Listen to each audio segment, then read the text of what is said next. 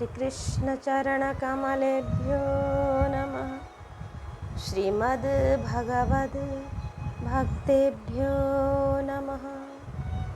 गोस्वामी श्री नाभाजी कृत श्री भक्तमाल तृतीय खंड के भक्तों का चरित्र हम श्रवण कर रहे हैं।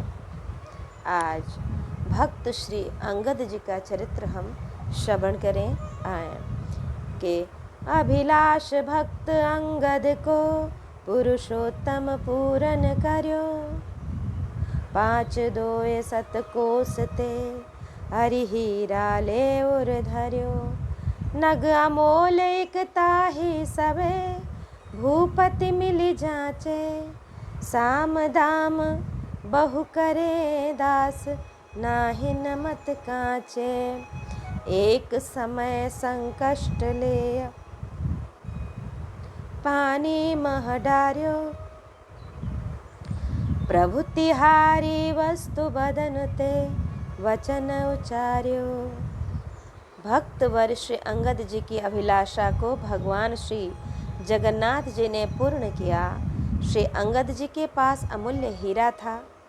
उसे सभी ने तथा राजा ने मिलकर श्री अंगद जी से मांगा और उस हीरे को लेने के लिए उन लोगों ने समस्त प्रयत्न किए, जैसे कि साम दाम दंड भेद आदि नीतियों को अपनाया, परंतु भक्त श्री अंगद जी अपने विचार के कच्चे नहीं पक्के ही निकले। श्री अंगद जी ने इन लोगों को हीरा नहीं दिया। एक बार राजा ने श्री अंगद जी को संकट में डालकर इनसे हीरा लेने की अभिलाषा की, तो श्री अंगद जी ने उस हीरा को यह कहकर जल में डाल दिया कि हे प्रभु, यह आपकी वस्तु है, इसे आप स्वीकार कीजिए। भगवान श्री पुरुषोत्तम प्रभु ने 700 कोस से अपना लंबा हाथ फैलाकर उस हीरा को ले लिया और श्री प्रभु जी ने उस हीरा को निज अंग में धारण कर लिया। इस प्रकार से श्री जगन्नाथ भगवान ने भक्त के मनोरथ को पूर्ण किया। पुरुषोत्तम श्री पुरुषोत्तम भगवान ने भक्त की अभिलाषा पूर्ण की। इसका तात्पर्य यह है कि श्री पुरुषोत्तम प्रभु जी के अतिरिक्त ऐसा कोई भी समर्थ है नहीं जो भक्त के हृदय को समझकर उनके मनोरथ को पूर्ण कर सके। पुरी देहे शेते इति पुरुषः पुरुषेषु उत्तमः पुरुषोत्तमः। इसका तात्पर्य यह है कि पूरी अर्थात देह और उसमें जो शयन करता है तथा उस देह में रहता है उसे पुरुष कहते हैं। समस्त पुरुषों में जो श्रेष्ठ उत्तम है उसे पुरुषोत्तम कहते हैं। इस संबंध में भगवान श्री कृष्ण के श्रीमुख के वाक्य हैं कि द्वामिवौ पुरुषौ लोके क्षरश्चाक्षर एव च, क्षर सर्वाणि भूतानि कुटस्थो क्षर उच्यते। उत्तमः पुरुषस्त्वन्यः परमात्मेत्युदाहृतः, यो लोकत्रयमाविश्य बिभत्यत् व्ययैश्वरः। यस्माक्षरमतीतोऽहम् अक्षरादपिश्चोत्तमः, अतोऽस्मि लोकवेदे च प्रथितः पुरुषोत्तमः। कि इस संसार में नाशवान और अविनाशी इस प्रकार से 2 प्रकार के पुरुष हैं। इनमें संपूर्ण भूत प्राणियों के शरीर तो नाशवान है और जीवात्मा अविनाशी कहा गया है। इन दोनों से जो उत्तम है वह पुरुषोत्तम तो अन्य ही है, जो तीनों लोकों में प्रवेश करके समस्त जीवों का धारण पोषण करते हैं। वह अविनाशी परमेश्वर तथा परमात्मा कहे गए हैं।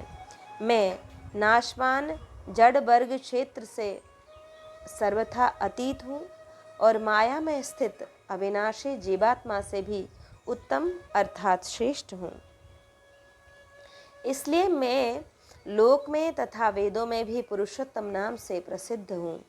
भक्त श्री अंगद जी ऐसे परम पुरुष पुरुषोत्तम को जानते थे और आप उनके भक्त भी थे। अतः भक्त श्री अंगद जी की अभिलाषा पूर्ण हुई। साम दाम बहु करे, साम दाम दंड भेद, ये 4 राजनीतियाँ हैं। साम और दाम शब्दार्थ में देखें, दंड दमन करके शत्रु को वश में करना, भेद विरोधी को अपनी बातों में फंसाकर अथवा उनमें द्वेष उत्पन्न कराकर अपनी ओर करके विजय प्राप्त कर लेना, इन चारों के अतिरिक्त एक कूटनीति है। इसमें कपट रहता है, धोखे की चाल चली जाती है और मिथ्या का आश्रय भी लिया जाता है। इसमें एक दृष्टांत है एक गीदड़ का, कि महाभारत का प्रसंग है ये। जब सभी पांडव अस्त्र शस्त्र राजधर्म तथा नीति में निपुण हो गए, तब इनकी सर्वत्र प्रशंसा होने लगी और अन्य राजा एवं समस्त प्रजा इनकी ओर आकर्षित होने लगी। तो यह सब कुछ देख सुनकर एकाएक धृतराष्ट्र के भाव में परिवर्तन हो गया। अतः धृतराष्ट्र में दूषित भाव आ जाने के कारण इनमें चिंता आतुरता की वृद्धि हो गई। तब इन्होंने अपने मंत्री कणिक उनको बुलाया। यह कूटनीति विशारद था, ये कूटनीति बहुत जानता था कि धृतराष्ट्र को पांडवों की वृद्धि से अपनी जलन एवं विरोधियों के दमन का उपाय पूछने पर धृतराष्ट्र से कणिक ने कहा कि राजन, मेरी बात सुनिए, मुझ पर रुष्ट न होइए। राजा को दैव के भरोसे न रहकर जैसी भी हो विरोधी का दमन करना चाहिए और शरणागत शत्रु पर भी दया नहीं करनी चाहिए। गुप्तचरों की सहायता से शत्रु की नीति मंत्र बल उत्साह का नाश करना चाहिए।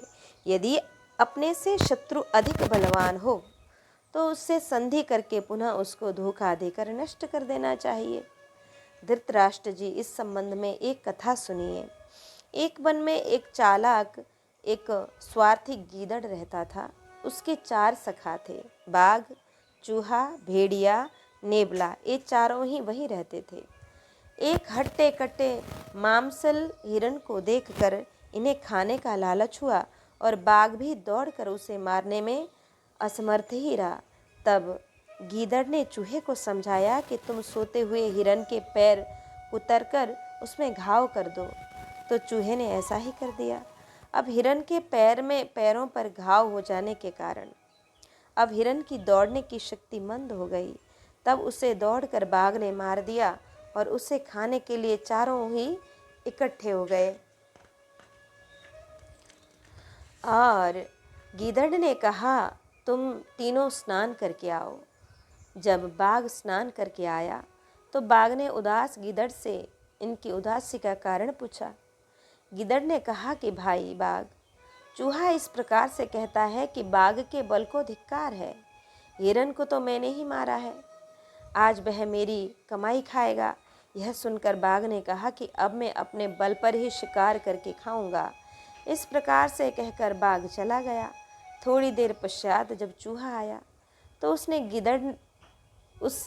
गिदड़ ने कहा कि नेवला कहता है कि बाघ के नख का विष इसमें भर गया है, अतः इसे मैं न खाकर आज चूहे को ही खाऊंगा। यह सुनकर चूहा भाग गया। फिर भेड़िया आया तो उसने गीदड़ से बोला कि आज तुम पर बाघ बहुत गुस्सा है, तुम अपनी रक्षा का उपाय करो।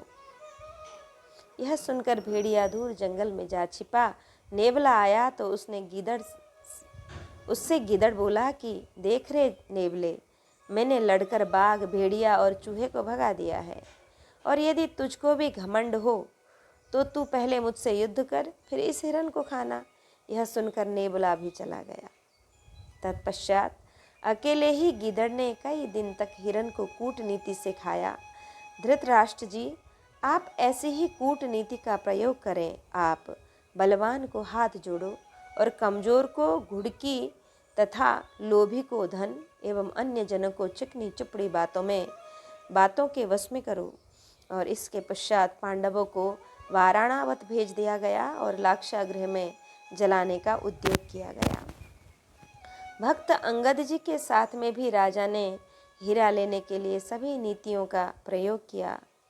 साम हीरा वह देव तोपे और माफ किए हैं।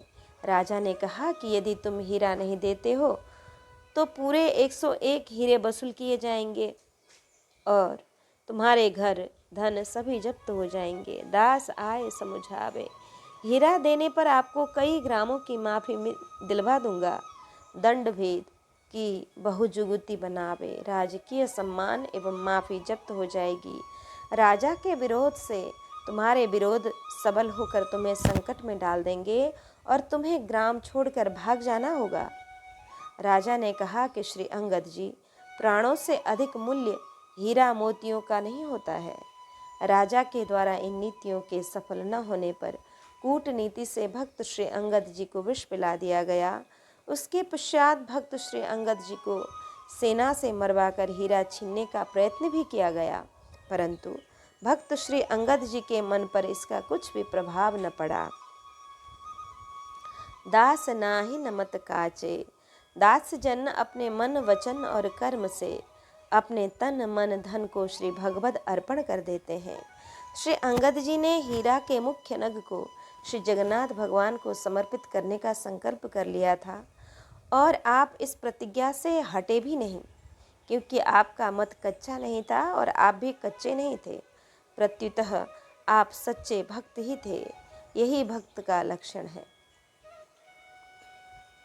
हरि गुरुदास निसो साचो, सोई भक्त सही।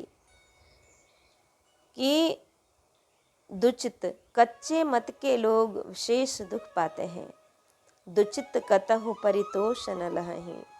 इस पर एक दृष्टांत है दो चोरों का। दिल्ली के बादशाह के बगीचे में पके हुए आम के फलों को देखकर कालू खां नाम का सिपाही, उसका मन ललचाया, किंतु बगीचे के चारों ओर ऊंची दीवारों को लांघकर उस बगीचे में घुसना अकेले कालू खां सिपाही के वश में नहीं थी। अतः कालू खां सिपाही ने विशेष समझा बुझाकर चांद खां नाम का एक सिपाही को अपना साथी बना लिया।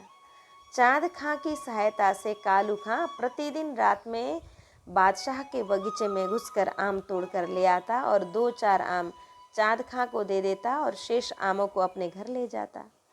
बागबानों को पता चला कि बगीचे में आमों की चोरी हो रही है। उन्होंने बादशाह को सूचित किया तो अब गुप्तचर लग गए और एक दिन आमों की चोरी करते हुए दोनों सिपाहियों को पकड़ लिया और बादशाह के समक्ष उपस्थित किया। उसी दिन अत्यंत चटपटी पटना की मिर्च एक डलिया किसी ने बादशाह को भेंट भी की थी। वह मिर्च की डलिया बादशाह के सामने ही रखी थी।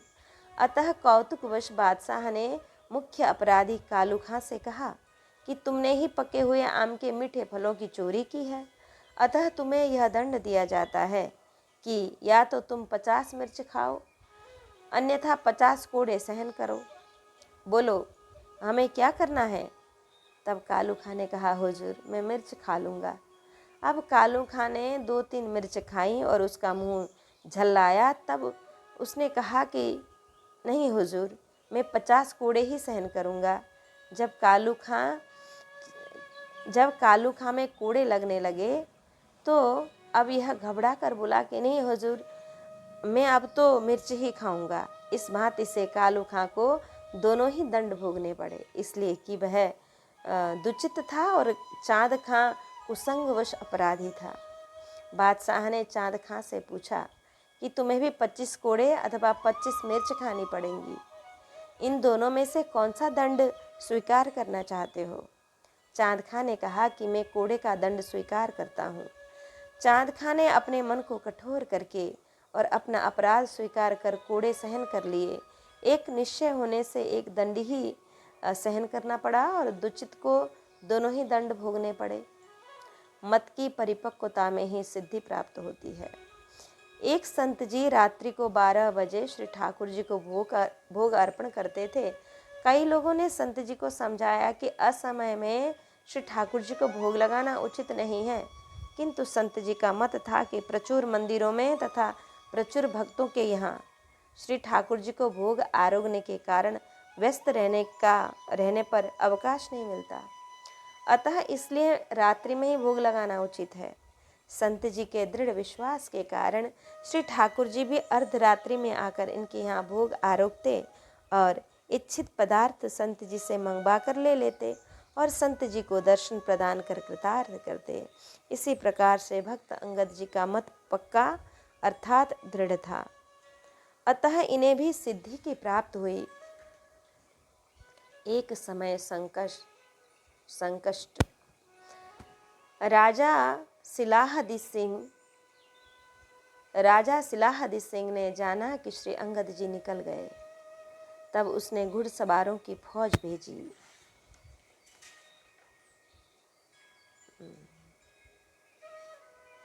और भक्त श्री अंगद जी उसके घेरे में आ गए। भक्त श्री अंगद जी ने विचार किया कि अब मैं श्री जगन्नाथ भगवान को ही हीरा अर्पण नहीं कर पाऊंगा और अब यह संकट मेरे सिर पर आ गया है। किम कर्तव्य विमूढ़ श्री अंगद जी ने भगवत स्मरण किया तो आपकी समझ में आया कि जले विष्णु थले विष्णु विष्णु पर्वत मस्तके ज्वाला माल कुले विष्णु सर्व विष्णुमयम जगत, कि प्रभु व्यापक सर्वत्र समाना प्रेम ते प्रकट हो ही मैं जाना, कि प्रभु तो सर्वत्र हैं। भगवान को पत्र पुष्प जो कुछ भी प्रेम पूर्वक अर्पण किया जाता है उसको भगवान स्वीकार करते हैं। पुनः भगवान का एक नाम महाभुज भी है। यह विचार कर पानी मह डार्यो, लोगों की दृष्टि में तो आपने हीरा को जल में डाला था, परंतु श्री अंगद जी ने तो श्री जगन्नाथ भगवान को अर्पण कर दिया। अर्चन की विधि है कि मंत्र को पढ़कर उपकारों को समर्पित करना चाहिए। अर्चन तू पचाराणाम सन्मंत्रेणो पदादनम। अतः श्री अंगद जी ने अपने मुख से मंत्र वचन उच्चार्यो अर्थात स्पष्ट स्वर से कहा कि प्रभो तिहारी वस्तु अर्थात त्वदीयम वस्तु गोविंद तुभ्यमेव समर्पयेत। अतः आपको ही समर्पित करता हूँ हे गोविंद, आप कृपया स्वीकार करें। श्री अंगद जी के मन में अभिलाषा थी कि वदन ते वचन उच्चार्यो तथा निज तन हस्त से अर्पण किया। इस प्रकार से श्री अंगद जी ने अपने मन वचन कर्म से भगवान को हीरा समर्पण कर दिया। प्रभो तिहारी वस्तु, इस वाक्य से श्री अंगद जी में अभिमानहीनता एवं दीनता स्पष्ट प्रकट है और उस हीरा को अन्य जन बलपूर्वक लेना चाहते हैं। हे भगवान, मेरी सामर्थ्य नहीं है कि इस हीरा को आपको अर्पण कर सकूं। आप समर्थ हैं, आप अपनी वस्तु ले सकते हैं, आप उसकी स्वयं रक्षा कर सकते हैं। जैसे बलवान शत्रुओं के मध्य से आप अपनी रुक्मिणी जी को ले आए थे। 5 शतकोश। भक्त गिरा सांची करण। भगवान श्री जगन्नाथ जी ने अपनी पुरी से अपना हाथ तत्क्षण ही बढ़ा लिया और हीरा को जल में नहीं गिरने दिया तथा स्वयं हाथों में ले लिया और भक्त श्री अंगद जी की भेंट को स्वीकार कर उर धर्यो।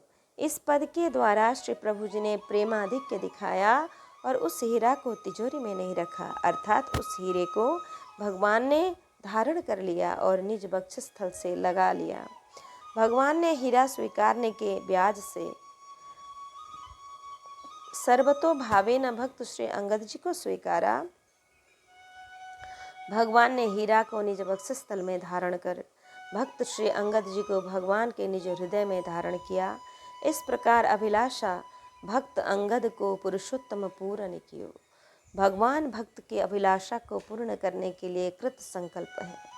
यद यद वांछति मद भक्तास तत्त कुर्या मतंद्रितः,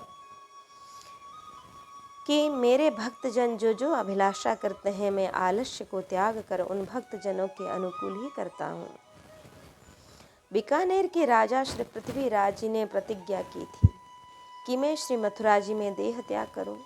बादशाह ने श्री पृथ्वीराज को काबुल के मोर्चों पर भेज दिया, किंतु भगवान ने श्री पृथ्वीराज जी को प्रथम में ही जागृत कर दिया और उनकी अभिलाषा पूर्ण की। ये हमने पूर्व चरित्र में श्रवण किया है। और आमेर नरेश की अभिलाषा थी कि श्री द्वारिका जी का दर्शन, गोमती स्नान एवं शंख चक्र की छाप प्राप्त करूं। श्री गुरु गोविंद जी की कृपा से इनकी अभिलाषा भी पूर्ण हुई। यह भी हमने श्रवण किया पूर्व में। इसका तात्पर्य यह है कि भक्तजनों के समस्त मनोरथ पूर्ण होते हैं, उन्हें भगवान पूर्ण करते हैं, क्योंकि भक्तजनों के मनोरथ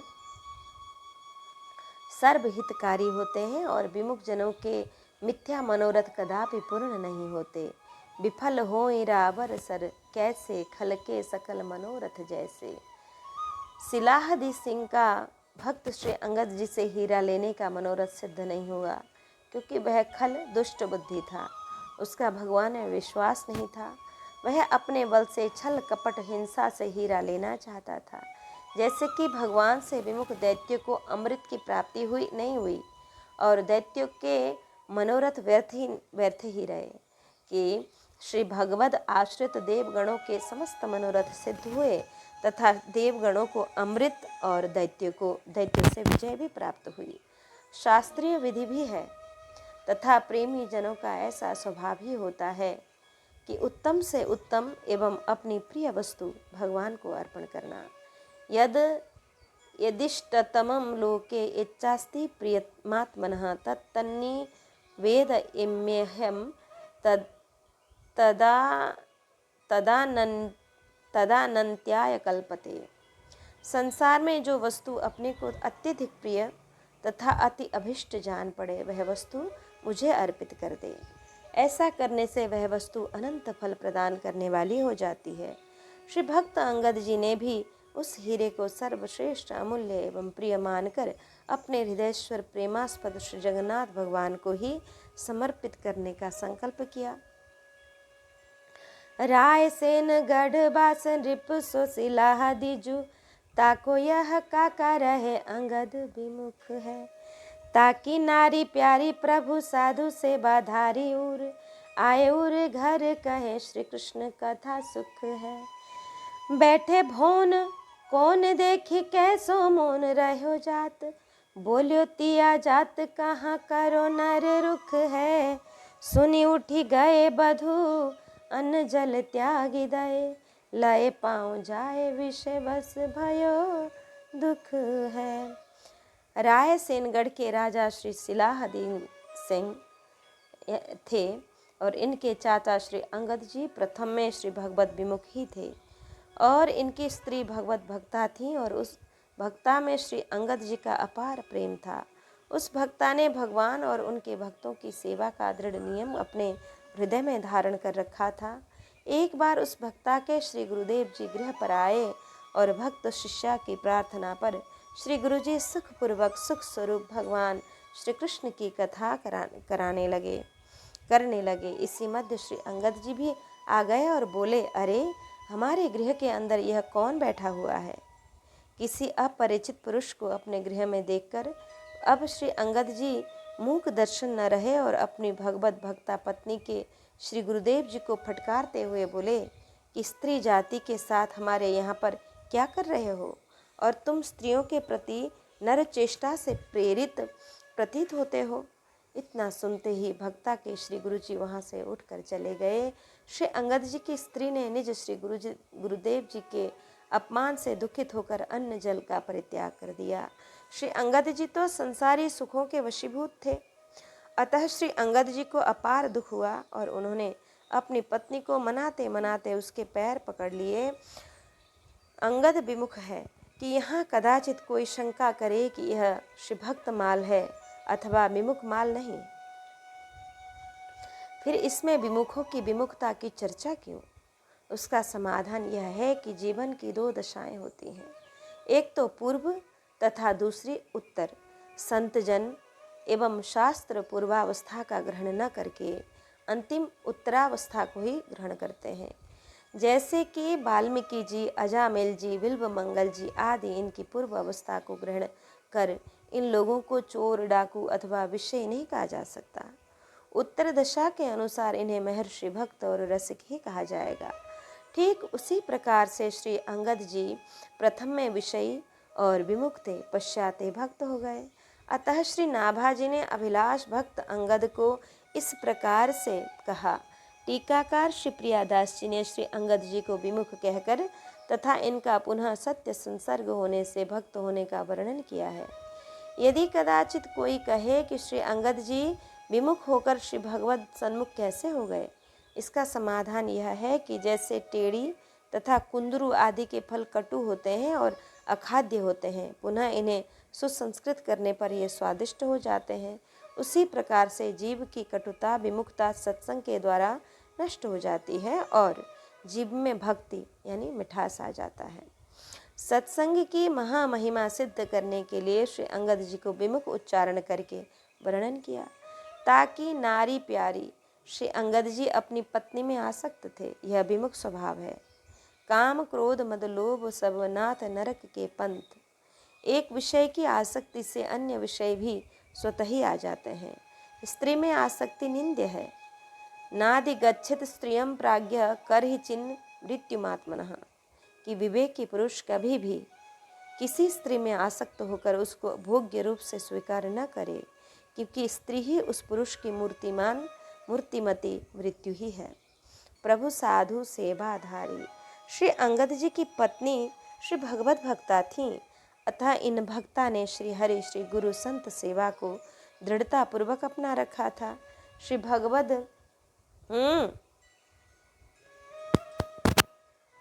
भगवत भक्ता में विषयक आसक्ति भी श्री अंगद जी का कल्याण करने में सहायक सिद्ध हुई। जिस प्रकार से किसी भी भाव से किया गया श्री भगवत चिंतन कल्याणकारी ही होता है, ठीक उसी प्रकार से ही किसी भक्ता से किसी भी प्रकार का ऐक्य अर्थात बराबरी करना कल्याणकारी ही होता है। कामम क्रोधम भय स्नेह मैक्यम हृदमे वच नित्यम हरौ विदधतो यान्ति तन्मयताम हिते। तात्पर्य यह है कि भगवान से मात्र संबंध होना चाहिए। वह संबंध चाहे काम का हो, क्रोध का हो, भय का हो, स्नेह का हो अथवा पारिवारिक तथा मित्रता का हो। चाहे जिस भाव से भी मन की वृत्तियों को भगवान में स्थापित कर दी जाएं, वे समस्त वृत्तियां श्री भगवानमय होकर श्री भगवत प्राप्ति करा देती हैं। इसी प्रकार से निरंतर भक्तजनों से द्वेष प्रेम करने वालों का भक्त कृपा से कल्याण ही होता है। जैसे कि मीरा जी एवं श्री सीता सहचरी जी के निकट दुष्ट भाव से आए हुए वेशधारियों का कल्याण ही हुआ।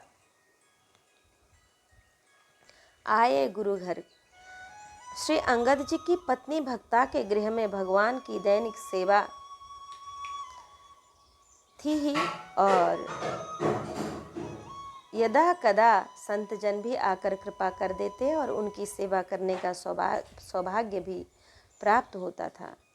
किंतु श्री भगवत भक्ता को श्री गुरुदेव जी के अधिक दिनों से दर्शन नहीं हुए थे, अतः श्री गुरु भक्ता ने ध्यान करके जब विशेष चिंतन किया, तब प्रभुता तजी प्रभु कीन स्नेहु।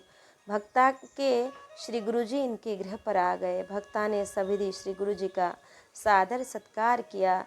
संसार में 4 प्रकार के जीव होते हैं। मुक्त, जो जन माया के बंधन से छूट गए हैं और अन्य जनों को भी माया से छुड़ाने में सक्षम हैं, अन्य को भी छुड़ाने में सक्षम हैं। जैसे कि भक्ता के गृह में आए श्री गुरुदेव जी मुक्त हैं। मुमुक्षु, जिन जनों में माया के बंधन से छूटने की अभिलाषा है, वह प्रयत्न करें। जिज्ञासु, जिन जनों में भक्ति भगवंत गुरु इनके स्वरूप को जानने की इच्छा है, वे जन उपदेश ग्रहण करने की दृढ़ अभिलाषा रखें। जैसे कि श्री अंगद जी की पत्नी मुमुक्षु और जिज्ञासु हैं। विषयबद्ध जो माया से बंधे हैं, जिन्हें यह भी किंचित मात्र ज्ञात नहीं कि हम माया से बंधे हुए हैं, जैसे कि श्री अंगद जी। मुमुक्षु के मन की दशा की यथा तात मात सुत भ्रात आपको बंधन जाने, छूटो कौन प्रकार यह उर अंतर जाने। जन्म मरण की शंका रहे निष्दिन मन माही, 84 के दुख नेक बरने नहीं जाई। यही भांति सदा सोचत रहे संतन सो पूछत फिरे।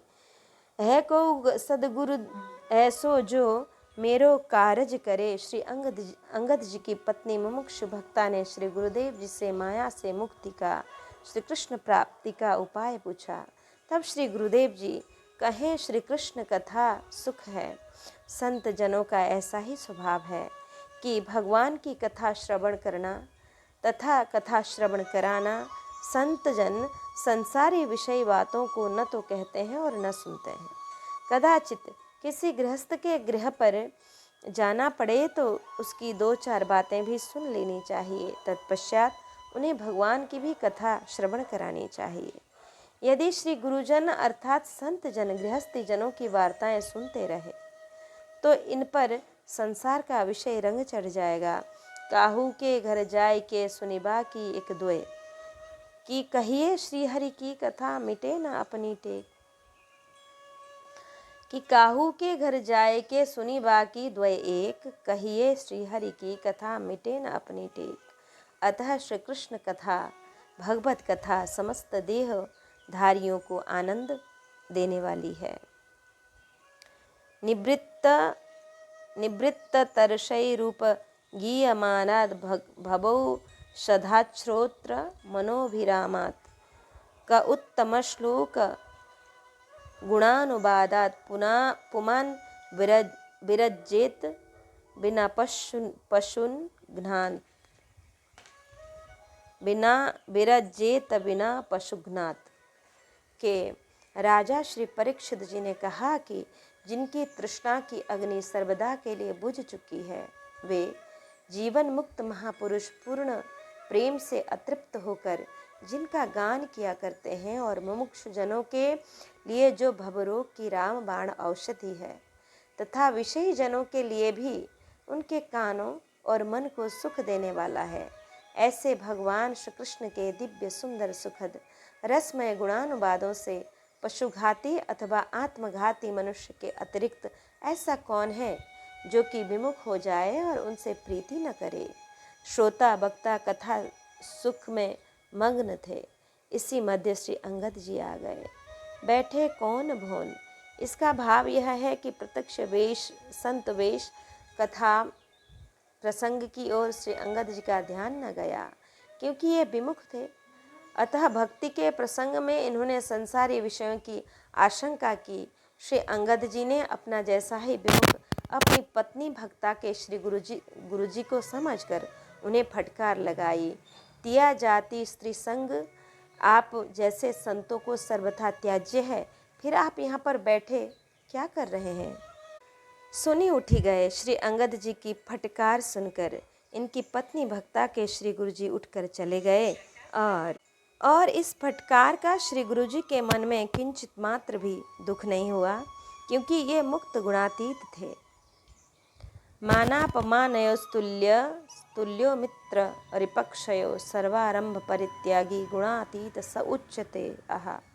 मान अपमान शत्रु मित्र में समभाव वाला संसारी कर्मों को त्यागने वाला गुणातीत कहा जाता है।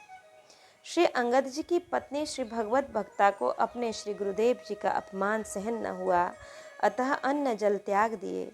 भक्त जनों को अपने अपमान से तथा अपनी निंदा से दुख भय नहीं होता है, वरन सुख की ही प्राप्ति होती है। यथा डरे निंदा आपनी न होती सुखदानी। कि परंतु भक्त जनों को श्री गुरुजनों की एवं भगवान की निंदा असह्य हो जाती है, यह उचित भी है। संत शंभु श्रीपति अपवादा सुनिय तहाँ जहाँ असि मर जादा। काटियता सुजीव जू बसाई श्रवण मूदि नत चलिए पराई। जिभ्या काटने में अर्थात कठोर उत्तर प्रत्युत्तर देने में एवं गृह में ही कान बंद कर रहने से अथवा गृह से बाहर जाने में पतिव्रत धर्म का ही उल्लंघन होगा। अतः अनशन करके प्राण त्याग देने का भक्ता ने विचार किया। श्री अंगद जी को अपनी पत्नी श्री भगवत भक्ता को मनाते मनाते 3 दिन व्यतीत हो जाने पर जब वह अनशन से न उठी तो श्री अंगद जी को अपार दुख हुआ। इसमें दुख का कारण अपना अपराध नहीं, विषय वश भयो दुख है। यह विमुखता का प्रमाण है।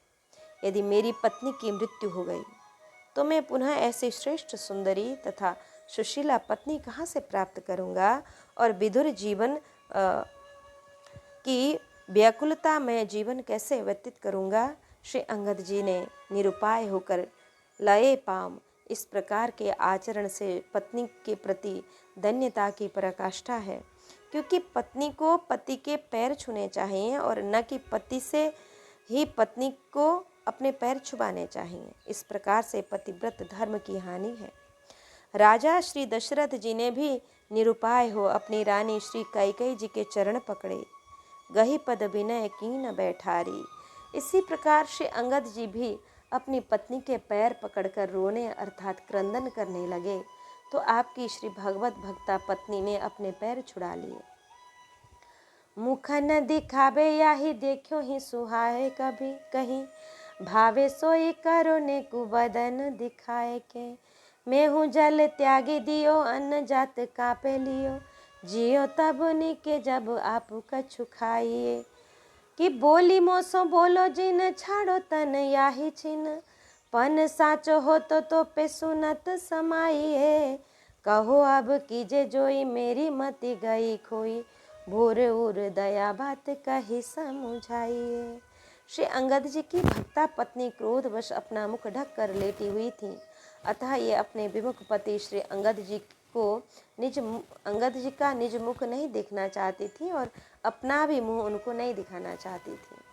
श्री अंगद जी को अपनी पत्नी का मुख दर्शन किए बिना कुछ भी प्रिय नहीं लगता था।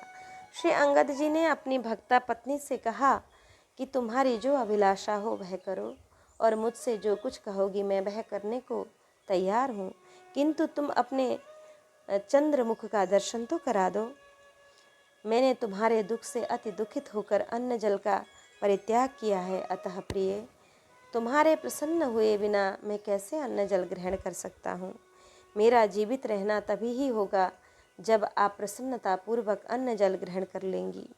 श्री अंगद जी से इनकी भक्ता पत्नी ने कहा कि आप मुझसे नहीं बोलिए, नहीं तो मैं तत्क्षण ही निज देह का परित्याग कर दूंगी।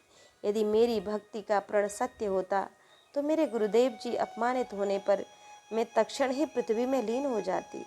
श्री अंगद जी ने अपनी भक्ता पत्नी की बात सुनकर कहा कि अब तुम जो कुछ भी कहोगी मैं उसी प्रकार ही करूँगा। उस समय मेरी बुद्धि नष्ट हो गई थी, अतः मेरे मुख से अनुचित शब्द निकल गया था। अपने पतिदेव श्री अंगद की दैन्य भाव को प्रतीत कर श्री भगवत भक्ता का हृदय दया से द्रवीभूत हो गया और अपने पति श्री अंगद जी को समझाते हुए पत्नी श्री भगवत भक्ता ने कहा कि मुख न दिखावे। कि श्री अंगद जी की पत्नी श्री भगवत भक्ता ने निज मन में विचार किया कि मुझको तो अब मृत्यु को ही प्राप्त होना है और अंतः समय में अपने विमुख पति का मुख दर्शन करूंगी, तो कदाचित मेरा मन इनमें ही ध्यानस्थ हो गया तो अंते मति सागति, कदाचित पुनः मुझको विमुख संसर्ग ही प्राप्त होगा। रूप की आसक्तिवश श्री अंगद जी को अपनी पत्नी का मुख दर्शन किए बिना प्रसन्नता नहीं होती थी और इनकी भगवत भक्ता पत्नी अपने विमुख पति श्री अंगद जी के सन्मुख नहीं आना चाहती थी। अतः इसलिए ही भक्ता ने अपने मुख को ढक कर सोई, क्योंकि विमुख का मुख देखना भी पाप है, इससे परमात्मा बचावें। हे भगवान, आप समस्त कष्ट मुझे दे दें, किंतु ब्रजजन प्राण कान बात यह कान करो, भक्ति सो विमुख तो को मुख न दिखाएगी। इससे भक्त जनों को अपार कष्ट होता है, जो दुख होत विमुख घर आए। संग त्यागो विदुरेण भगवद विमुखर जनय। भगवान से विमुख जनों के संसर्ग को अति दूर से ही त्याग देना चाहिए। जाके प्रियन राम वैदेही, तजिए ताहि कोटि बैरी सम, यद्यपि परम स्नेही। भावे सोई करो, यह आत्मसमर्पण भाव है, अधीनता है तथा जो शरणागत हो जाता है उसके समस्त अपराध क्षमा कर दिए जाते हैं। मैं हूँ जल त्यागी दियो। अंगद जी ने मानसिक पश्चाताप एवं उपवास से पापों का प्रायश्चित कर इनकी बुद्धि शुद्ध हो गई और नम्रता भी आ गई। जैसे श्री भगवत भक्ता पत्नी ने अपने तन त्याग का निश्चय किया था, उसी प्रकार से ही इनके पति श्री अंगद जी ने भी निश्चय किया कि जब तक तुम अन्न जल ग्रहण नहीं करोगी तब तक मैं भी नहीं करूँगा, और तुम जीवित रहोगी तो मैं भी जीवित रहूँगा। श्री अंगद जी के इस प्रकार से कहने पर इनकी भक्ता पत्नी बोली कि आप मुझसे न बोलें, मैं अवश्य ही निज देह का त्याग कर दूंगी। श्री अंगद जी की पत्नी भक्ता ने इसलिए इनसे कहा कि जिससे कि इनका समर्पण भाव और भी दृढ़ हो। श्री अंगद जी ने अपनी भक्ता पत्नी से पुनः प्रार्थना करते हुए अपना हार्दिक भाव व्यक्त किया कि तुम जो कुछ भी कहोगी मैं वह करूँगा, मेरी मति गई खोई। इसका भाव यह है कि श्री अंगद जी ने अपना अपराध स्वीकार किया। तब भक्ता को उर्दया कि लागे दया कोमल चित्त संता।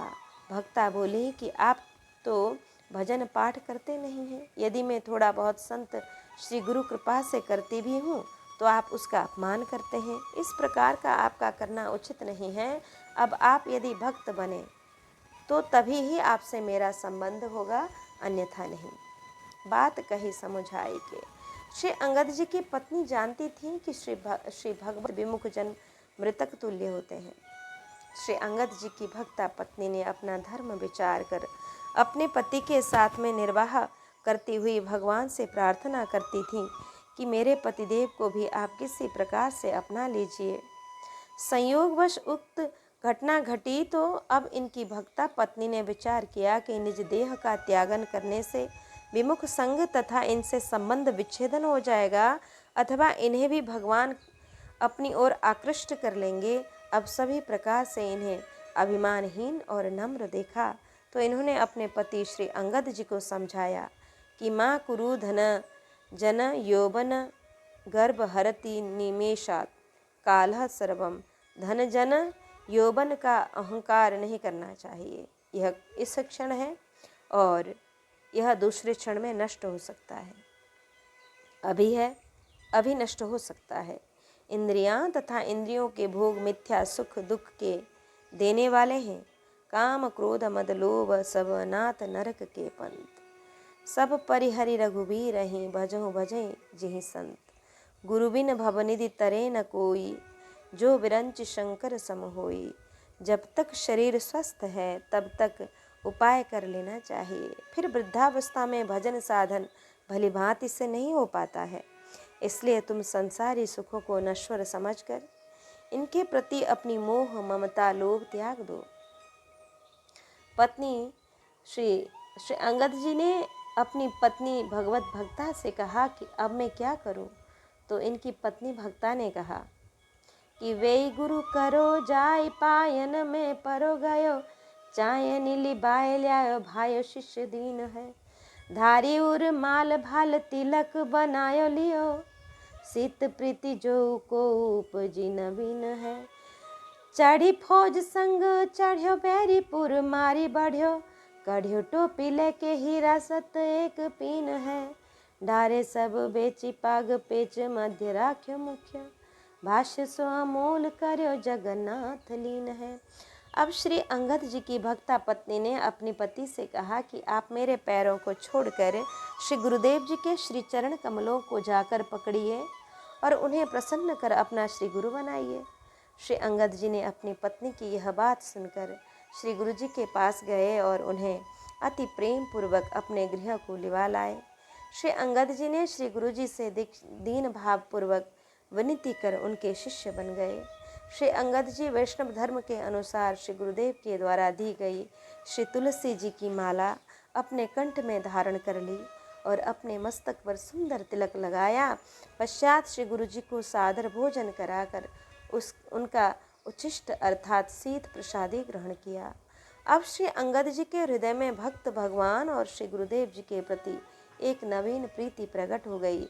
श्री अंगद जी ने अपने भतीजे राजा श्री सिलाहदी सिंह जी के आदेशानुसार एक बार अपने एक राजा के ऊंचाई ऊपर चढ़ाई की।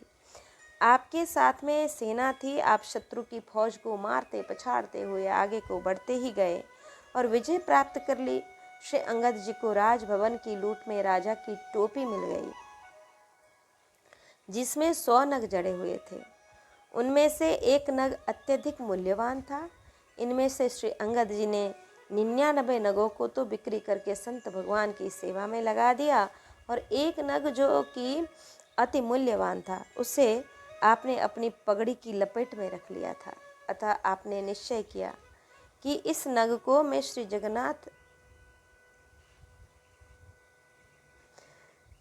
जगन्नाथ भगवान को ही अर्पण करूंगा। वे गुरु करो जाए श्री अंगद जी की भक्ता पत्नी ने अपने पति से कहा कि तुमने जिनका अपमान किया था, अब उन्हीं की शरण में जाकर अपराध की क्षमा प्रार्थना करो। संत के प्रति किए अपराध को भगवान भी क्षमा नहीं करते हैं, अतः उन्हीं की शरण में जाओ। श्री अंगद जी ने अपनी पत्नी भक्ता से कहा कि मैंने तुम्हारे श्री गुरुदेव का अपमान किया है, अतः वे रुष्ट होंगे।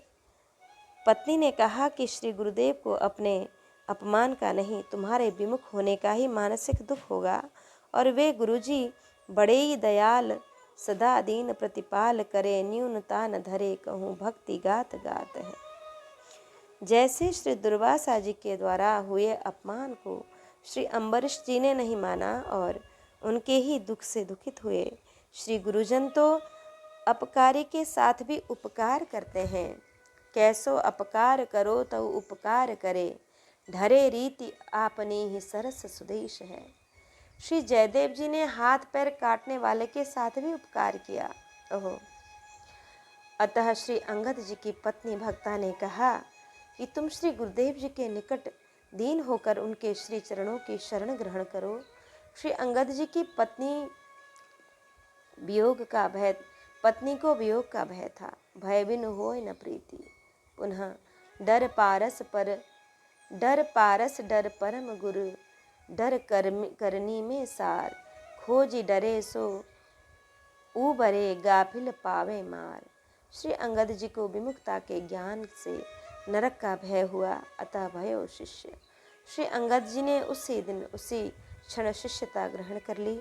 श्री अंगद जी की पत्नी ने अपने पति के शिष्य होने के मुहूर्त का इसलिए विचार नहीं किया कि यदि आज का दिन चला गया तो बाधा हो सकती है। इसमें एक दृष्टांत है, श्री कृष्ण दत्त जी का पूर्वार्ध में हमने श्रवण किया है। इसलिए दंपति को अनिवार्य ही दीक्षित होना चाहिए। पत्नी हो तो ऐसी हो जिससे कि विमुख पति को भक्त बना दे। तात ऋषभ सो होए कि योषिता द्रुपद दुलारी, प्रीति को उपजी नवीन। प्रथम तो भक्त की तथा पुनः श्री गुरुदेव की पश्चात श्री भगवत शरणागति हुई। भक्त भगवंत तथा श्री गुरुदेव जी की अनुकंपा से श्री अंगद जी के विमुक्ता के संस्कार तथा विमुक्ता के कारण सारे नष्ट हो गए। सन्मुख होय जीव मोहि जबहि, जन्म कोटि अगनाशय तबहि। लियो सीत। श्री अंगद जी में तब नवीन प्रीति उपजी, अर्थात इनमें पहले प्रीति नहीं थी, वह आज प्रकट हुई। पुनः नित्य नवीन रहने वाली, कभी जीर्ण न होने वाली प्रीति श्री अंगद जी में उदय हुई। इसका आगे प्रमाण हीरा समर्पण है। श्री अंगद जी की श्री हरि श्री गुरु संत में प्रीति होने से इन्हें रहस्य का बोध हो गया। यस्य देवे परा भक्ति यथा देवे तथा गुरु, तस्य ते कथिताम ह्यर्था प्रकाशन्ते महात्मना। इष्ट देव श्री हरि में जिनकी पराभक्ति है और जैसी श्री हरि में पराभक्ति है वैसे ही श्री गुरुदेव में भी हो, तो उस महात्मा पुरुष के हृदय में शास्त्रोक्त रहस्य का प्रकाश होता है। चढ़ी फौज। श्री अंगद जी के वैष्णवता ग्रहण करने के कुछ दिन पश्चात रायसेनगढ़ पर शत्रु राजा ने आक्रमण किया। आप राजा श्री सिलाहदी सिंह जी के शुभ चिंतक सेनापति थे एवं महान वीर भी थे। श्री अंगद जी ने युद्ध में शत्रु को परास्त करके पुनः उसकी राजधानी पर आक्रमण करके उसे पराजित किया और फौज ने किला और राजभवन को लूटा। सामान्यतया नियम यह है कि लूट का समस्त सामान राजा के समक्ष उपस्थित किया जाता है और उसमें से आधा फौज को विभाजित कर दिया जाता है, और ऐसा ही किया गया। किंतु पराजित राजा की टोपी श्री अंगद जी ने अपने पास में ही रख ली और उस टोपी में लगे हुए हीरा को अपनी पाग के पेंच में रखने का इनका भाव यह था कि उस हीरा को भगवान की वस्तु स्वीकार कर निज सिर पर धारण किया, अतः कोई मेरा सिर लेने के पश्चात ही इस हीरा को ले सकेगा, अन्यथा नहीं। श्री अंगद जी ने निज मन में विचार किया कि उत्तम से उत्तम वस्तु भगवान को अर्पण करनी चाहिए, जैसे कौस्तुभ मणि देवगणों ने भगवान को भेंट की थी। काना कानी भई नृप बात सुनी लई कही, हीरा वह देव तो प्योर माफ किए हैं। आए समुझावे बहु जुगति बनावे आके, मन में न आवे जाए सबे कही दिए हैं। अंगद बहिन लागे बाकी भूबा पागे तासो, देवो विष मारो फिर तू ही पग छिए हैं। करत रसोई घोरी गरल मिलायो पाक, भूगहू लगायो अजू आबो बोली लिए हैं। फौजी सिपाहियों में कानाफूसी अर्थात आपस में बातचीत होते होते राजा श्री सिलाहदी सिंह जी ने 100 नगों से जड़ी हुई उस टोपी की बात सुन ली। राजा ने कुछ लोगों से कहा कि तुम श्री अंगद जी के पास जाओ और जाकर ऐसा कहो कि राजा ने तुमसे ऐसा कहा है कि चाचा जी आज यदि उस बड़े वाले हीरे को दे दें तो आपको आपके और जो 99 हीरे हैं उन्हें माफ़ कर देंगे। उन लोगों ने श्री अंगद जी के पास जाकर इन्हें अत्यंत समझाया बुझाया, अनेक युक्तियाँ की, किंतु श्री अंगद जी ने किसी की एक भी बात स्वीकार नहीं की। तब उन लोगों ने आकर राजा से कहा, श्री अंगद जी की एक बहन थी जो कि राजा की बुआ लगती थी। वह राजा से अति प्रेम करती थी और राजा के यहाँ पर रसोई बनाया करती थी। राजा ने अपनी बुआ जी के पैर पकड़कर कहा कि तुम अंगद को विष देकर मार डालो, फिर मैं तुम्हें प्रचुर धन तथा भूमि पुरस्कार रूप में दूंगा। श्री अंगद जी की बहन ने राजा के कथानुसार श्री अंगद जी के लिए विष घोलकर भोजन में मिला दिया और भगवान का भोग भी लगा दिया। पश्चात श्री अंगद जी को बुलाकर कहा कि आओ भोजन कर लो।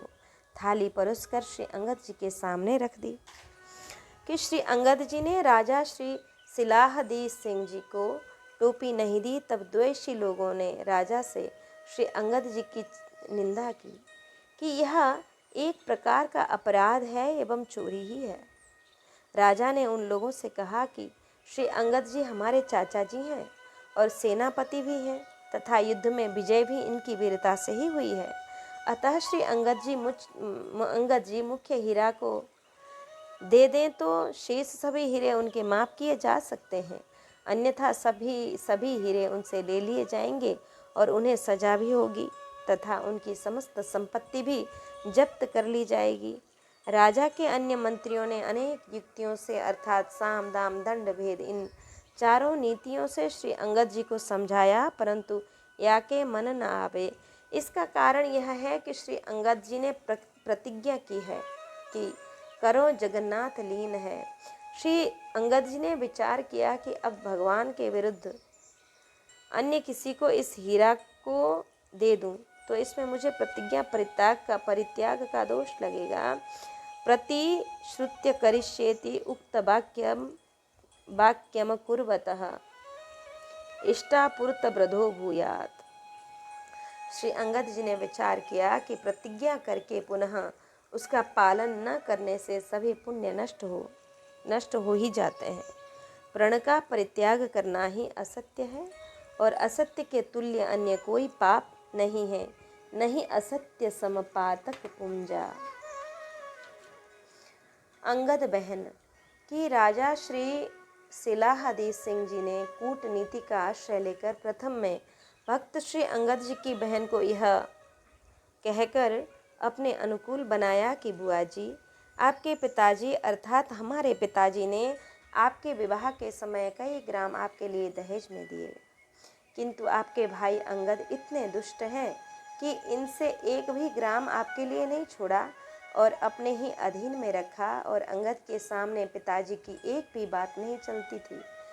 किंतु यह बात मुझको अंगद की अत्यंत ही अप्रिय लगती थी। अब श्री भगवत कृपा से मेरा ही राज्य पर पूर्ण अधिकार है, अतः आप यदि बुआ जी इसे किसी प्रकार से विष देकर मृत्यु दंड दे दें तो मैं आपको सभी ग्रामों का आपके ही नाम पट्टा कर दूंगा।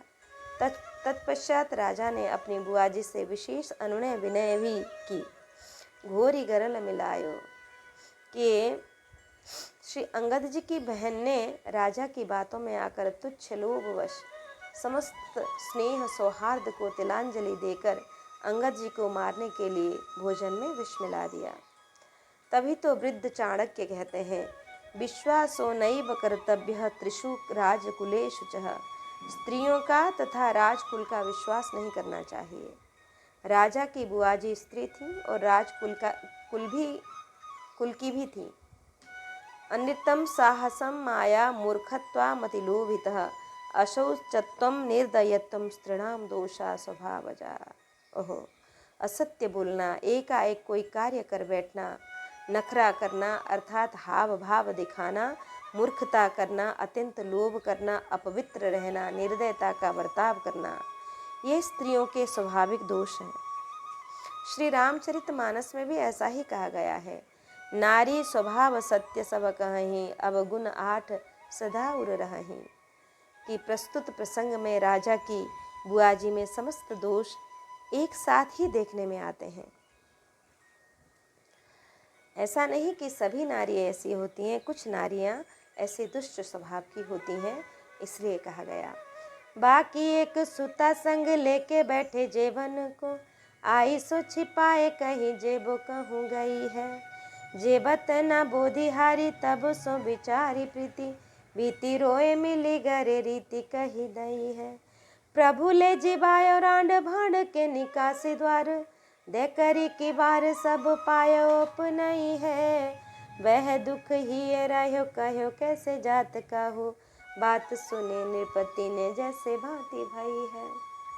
श्री अंगद जी की बहन की एक लड़की थी। श्री अंगद जी जब भोजन करते थे तो उस समय उस लड़की को भी अपने साथ में बैठा लेते थे।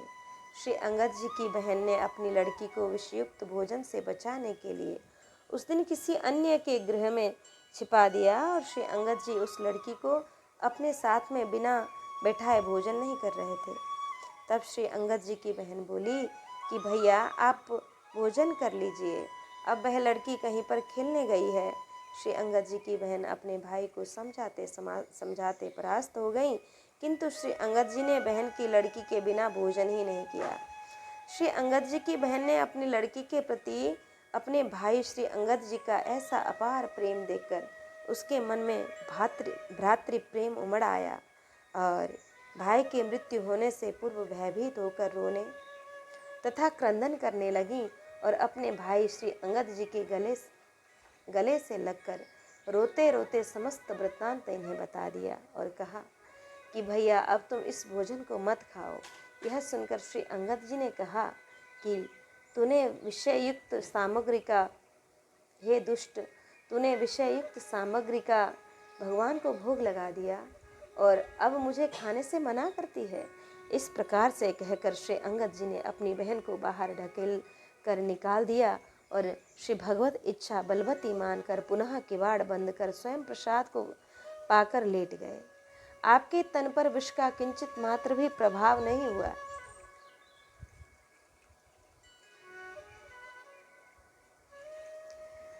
श्री अंगद भक्त जी के द्वारा उस विषयुक्त प्रसाद को पाने के पश्चात इनके मुख पर एक नवीन तेज आ गया, किंतु श्री अंगद जी के मन में इस बात का असह्य कष्ट बना हुआ था कि विष मिश्रित पदार्थ मेरे भगवान को भोग लगाए गए।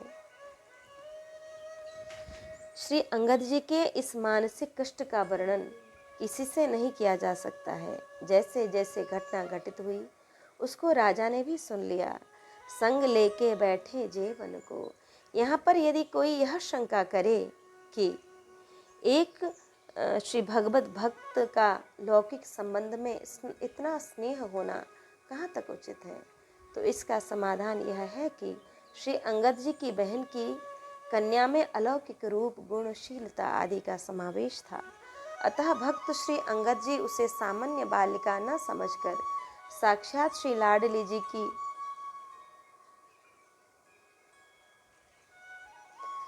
सखी मानते थे। श्री अंगद जी की उस कन्या में ऐसी दृढ़ भावना थी कि बिना श्री भगवत परिकरों के ऐसा अलौकिक रूप, गुण सामान्य जीव में संभव नहीं है। पुनः भक्त जनों के गृह अपनी बहन की उस कन्या में अत्यंत स्नेह था। रोए मिली करे, यह अभाव पर भाव की विजय है।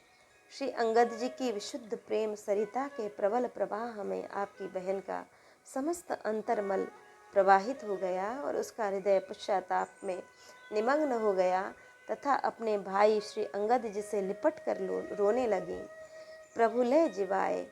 श्री अंगद जी को इस बात का रहस्य विदित होने पर इनके मन में अत्यंत ही दुख हुआ कि हाय हाय, आज मेरे प्राण आराध्य को इस दुष्टा ने विष मिश्रित भोजन का भोग लगाया तथा मेरे संबंध में श्री प्रभु जी को कितना कष्ट हुआ। फिर तो श्री अंगद जी ने अपनी बहन को अति बुरा भला कहा, जैसे भाव मूर्ति श्री भरत जी ने श्री राम वनगमन के अवसर पर अपनी जननी को न जाने कितने अवाच्य वचन कहे थे। धीरज धरि भरि लेहि उसासा, पापिन सबहि भांति कुलनाशा। जब ते कुमति कुमत जिय ठयऊ, खंड खंड होई हृदय न गयऊ। वरमागत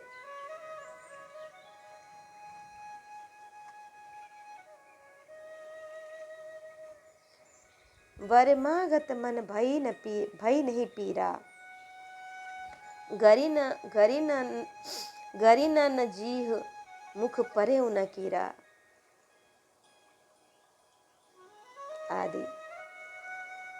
सब पायो ऊप नहीं है। श्री अंगद जी श्री भगवत प्रसाद पाने के लिए उद्युक्त तो हुए। श्री ठाकुर जी ने साक्षात प्रकट होकर इनका हाथ पकड़ लिया और बोले कि भक्त श्री अंगद जी, तुम्हें ज्ञात होने पर भी विष भक्षण करना उचित नहीं है। तब श्री अंगद जी ने भगवान से कहा कि प्यारे, जब आपने इस विषयुक्त भोजन को स्वीकार कर लिया है तो मैं आपके प्रसादी भोग को कैसे छोड़ सकता हूँ, क्योंकि यह आपका प्रसाद ही तो है और यह मेरा जीवन है। और हे भगवान, आपने ही तो यह कहा है कि जातस्य ही ध्रुवो मृत्यु, अर्थात जन्म लेने वाले की निश्चित मृत्यु होती है। श्री अंगद जी ने विचार किया कि मृत्यु तो एक दिन होनी ही है, क्या आज क्या कल, फिर मैं मृत्यु के भय से श्री भगवत प्रसाद का परित्याग क्यों करूं? और फिर यह दुख भी तो मुझसे सहन नहीं किया जाता है। अतः मैं चाहे कुछ भी हो प्रसाद अवश्य ही पाऊंगा। श्री अंगद जी ने विषयुक्त समस्त प्रसाद पा लिया, किंतु आश्चर्य, श्री भगवत कृपा से विष भी भक्त के लिए अमृत तुल्य हो गया। इस पर एक दृष्टांत है शिवी जी का हलाहल, भगवान श्री शिव जी का हलाहल पान करना। चले नीला चल हीरा, जाए पहिरा आवे, आए घेरी लीने रिप नरनी सिखाए के। कही डारी देबो के लड़ाई सन मुख लेबो, बस न हमारो भूप आज्ञा आए धाए के। बोले ने कुरहो में अनाए पक राय देत, एत मन और जल डार्यो ले दिखाए के। वस्तु है तिहारी प्रभु लीजिए उचारी, यह बानी लागी प्यारी और धारे सुख पाए के। श्री अंगद जी ने सोच विचार कर ही भगवान को हीरा धारण कराने के अभिलाषा से श्री जगन्नाथपुरी की ओर प्रस्थान किया।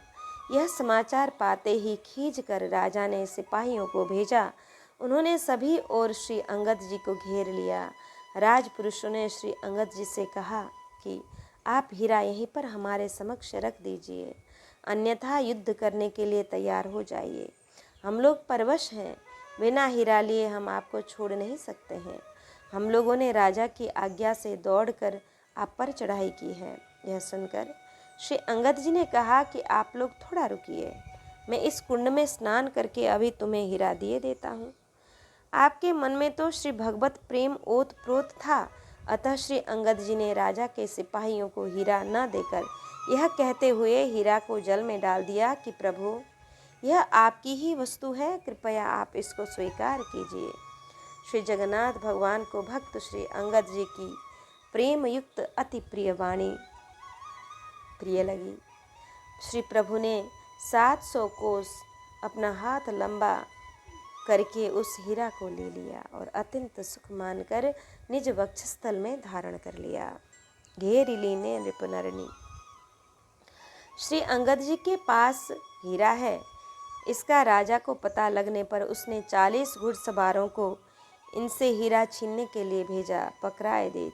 श्री अंगद जी ने तो श्री जगन्नाथ भगवान को ही लक्ष्य करके कहा कि मैं अन्याय पकड़ाए देत, अर्थात स्नान करके भगवान को अर्पण कर दूंगा। किंतु सिपाहियों ने समझा कि हम लोगों को ही हीरा देने को कहते हैं, अतः वे सभी सिपाही रुक गए। जल डार्यो भगवान की सर्वव्यापकता का अनुसंधान करते हुए सिपाहियों के देखते ही देखते उस हीरा को जल में डालते हुए भक्त श्री अंगद जी बोले कि वस्तु है तिहारी प्रभु लीजिए।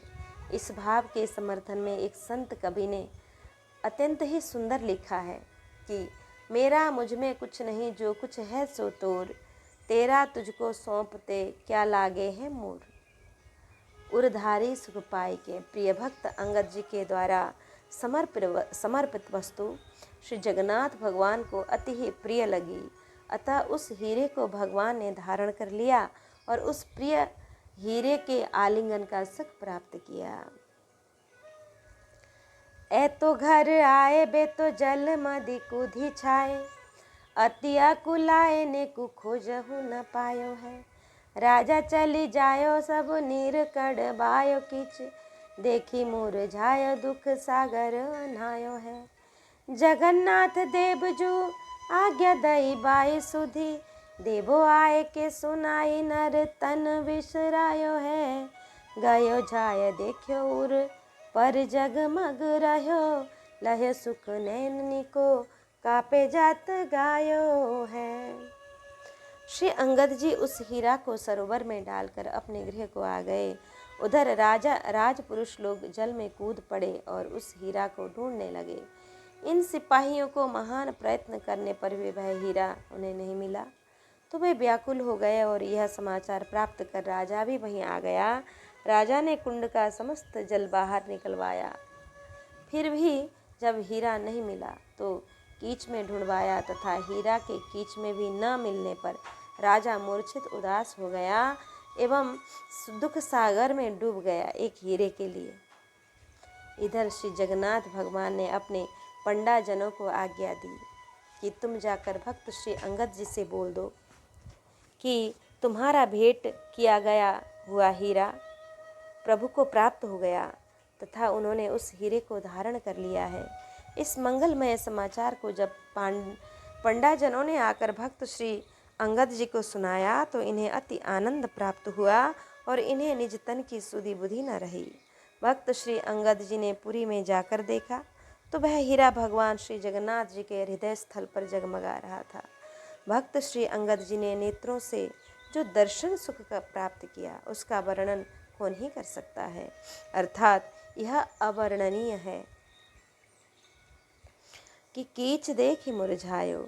सरोवर का संपूर्ण जल राजा ने निकलवाकर हजारों लोगों को बुलाकर पंक्ति में बैठा दिया और सभी के सामने 2-2, 4-4 डलिया काली कीच उसमें से हीरा ढूंढने के लिए रखवा दी तथा सिपाही लोग निगरानी पर अड़कर खड़े कर दिए और राजा भी घूम फिरकर सभी लोगों को देखता रहा।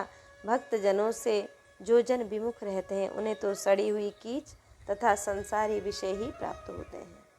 मात्र प्रेम रत्न के अधिकारी तो भगवत भक्त भगवंत ही हैं। हीरा प्राप्ति के समस्त प्रयत्नों के विफल होने पर राजा अत्यंत दुखित हुआ, क्योंकि एक तो श्री अंगद जी से बैर भाव हो गया और हीरा भी न मिला तथा लोक में हमारी निंदा भी हुई।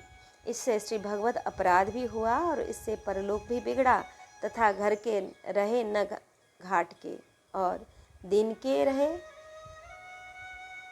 और न दुनिया के। अब तो मुझे भगवान किसी भी स्थिति में क्षमा नहीं करेंगे इत्यादि।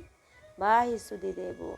राजा ने विशेष प्रयत्न करवाने के पश्चात जब हीरा न मिला तो राजा अति दुखी था अतः भक्त श्री अंगद जी भी अति दुखी थे कि मेरा ऐसा दुर्भाग्य है कि मैं हीरा को श्री प्रभु जी के कर कमलों में अर्पण नहीं कर सका, तथा मैं श्री प्रभु जी के हृदय स्थल पर हीरा धारण किए हुए न देख सका। पता नहीं भेंट श्री प्रभु जी पर पहुँच पाई है अथवा नहीं। ऐसा प्रतीत होता है कि निश्चय ही मेरे प्रेम में न्यूनता थी, तभी तो मेरा संकल्प अपूर्ण ही रह गया आदि। भक्त श्री अंगद जी यह आत्मग्लानि श्री जगन्नाथ भगवान को सहन नहीं हुई, अतः तत्काल ही अपने सेवकों को भेजा कि तुम जाकर भक्त अंगद से कहो कि तुम्हारी भेंट श्री प्रभु जी ने स्वीकार कर ली है और वे अति प्रेम से निज हृदय स्थल में धारण किए हुए हैं। नहीं तो आप स्वयं चलकर भक्त वांछा कल्प तरु श्री प्रभु जी का दर्शन कराइए। और भक्त श्री अंगद जी प्रभु जी आपसे मिलने के लिए अत्यंत उत्कंठित हैं, उर पर जगमग रहो।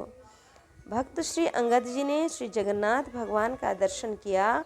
उस समय की शोभा का वर्णन करते हुए एक कवि लिखते हैं, तरबाला लाई नख चंद्रिका सुछवि छाई, या में समाई बह कैसे कही जात है। नूपुर आदि चूरा कर धोती पग रही लगी, कटी क्षुद्र घंटिका अनूप जगमगात है।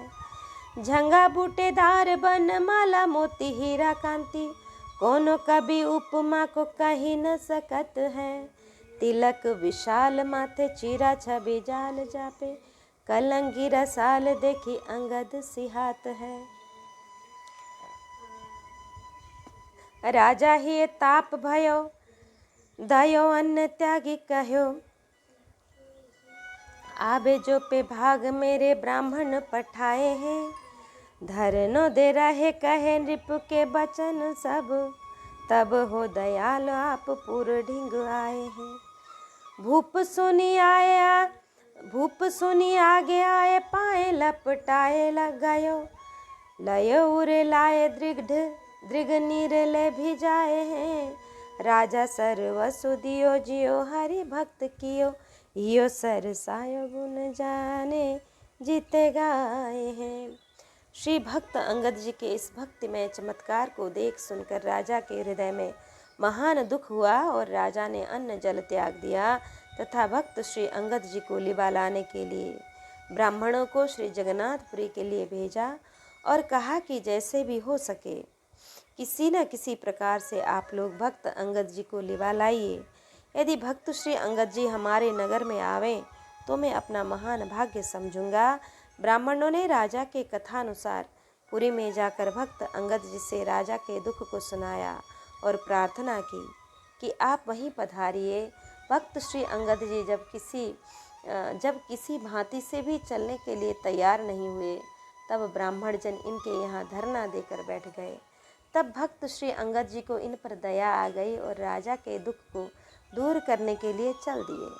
जब आप नगर के समीप आए तो राजा ने सुना, वह तत्काल ही दौड़कर आया और भक्त श्री अंगद जी के चरणों में लिपट गया। भक्त राज जी ने राजा को निज वक्षस्थल से लगाया और नेत्रों से अश्रुपात प्रवाहित होने लगे। राजा ने सर्वस्व भक्त श्री अंगद जी के चरणों में समर्पित कर दिया। इस प्रकार से राजा ने नवजीवन प्राप्त कर जीवन पर्यंत श्री हरि भक्तिमय आचरण किया। राजा का हृदय भक्ति भाव से अति ही सरस हो गया। श्री प्रियादास जी कहते हैं कि भक्त श्री अंगद जी के अनंत गुण चरित्र हैं। मैंने जितने जाने उनका ही यहाँ यशोगान किया है। राजा ही ताप भयो। राजा को अब इस बात का विशेष भय लगने लगा कि यह मात्र भक्त श्री अंगद जी से ही बैर भाव नहीं हुआ, यह बैर भाव तो अब मेरा श्री जगन्नाथ भगवान से भी हो गया, क्योंकि भगवान का स्वभाव है मानत सुख सेवत सेवकाई, सेवक बैर बैर अधिकाई। अतः भगवान ने भक्त श्री प्रहलाद जी का पक्ष लेकर हिरण्यकश्यप को मारा था तथा विभीषण जी का पक्ष लेकर रावण को मारा था, सुग्रीव का पक्ष लेकर बाली को मारा था। वैसे ही भक्त अंगद जी का पक्ष लेकर मुझे अवश्य ही मार डालेंगे, मुझको कदापि क्षमा नहीं करेंगे, क्योंकि भगवत भागवत द्रोही को भगवान कभी क्षमा नहीं करते हैं। सुन सुरेश रघुनाथ स्वभाव, निज अपराध सिराहि न काहू। जो अपराध भक्त कर करई, राम रोष पावक सोई जरई। लोकहु वेद विदित इतिहासा, यह महिमा जाने दुर्वासा। पुनः जिस दिन से भक्त श्री अंगद जी गए, उसी दिन से राज्य में ऐसे अनेकों संकट उपस्थित हो गए जिनका कोई निवारण नहीं दिखता था। इस पर अक्रूर जी का भी दृष्टांत है। जब वो द्वारका छोड़कर गए थे तो वहाँ पे भी बहुत उपद्रव होने लगे थे। अतः राजा ही ताप भयो, इसलिए राजा डरने लगा कि ऐसे भक्तों के चले जाने पर देश में भी अशांति फैल जाती है। तब ब्राह्मण पठाए हैं। राजा ने स्वयं न जाकर ब्राह्मणों को भेजा, इसलिए कि भगवद भक्त बड़े ही ब्राह्मण्य होते हैं, क्योंकि स्वयं भगवान ब्राह्मणों का सम्मान करते हैं। यथा प्रभु ब्राह्मण्य देव में जाना, मोहि इत पिता जतेऊ भगवाना। पुनः राजा अपनी करनी पर अत्यंत ही लज्जित होने के कारण स्वयं नहीं गया, धरनों दे रहे। इससे यह जनाया गया कि ब्राह्मणों के सामान्य कथन पर भक्त श्री अंगद जी ने जाने से मना कर दिया, क्योंकि श्री भगवत भक्तों का धनोन्मत्तों के आश्रय में रहना उचित नहीं है। तथा चिराणि किम पथि न संति आदि। लेकिन जब ब्राह्मणों ने हठ ठान ली तो उनका आग्रह स्वीकार कर भक्त श्री अंगद जी पुनः ब्राह्मणों के साथ निज गृह को आ गए। इस प्रकार से श्री अंगद जी का चरित्र श्रवण किया हमने। श्री अंगद जी महान भक्त इसलिए हुए क्योंकि उनकी पत्नी का उनके ऊपर बड़ा प्रेम, बड़ा अनुग्रह था। जब घर में धर्म पत्नी आती है तो पति को धर्म में लगा ही देती है। उसके कृपा से भी समस्त घर परिवार जन भक्त बन जाते हैं। इस प्रकार से बड़ा ही सुंदर भक्तिमय चरित्र श्री अंगद जी का हमने श्रवण किया। आज के लिए यह प्रसंग यहाँ समाप्त हुआ। जय जय श्री राधे।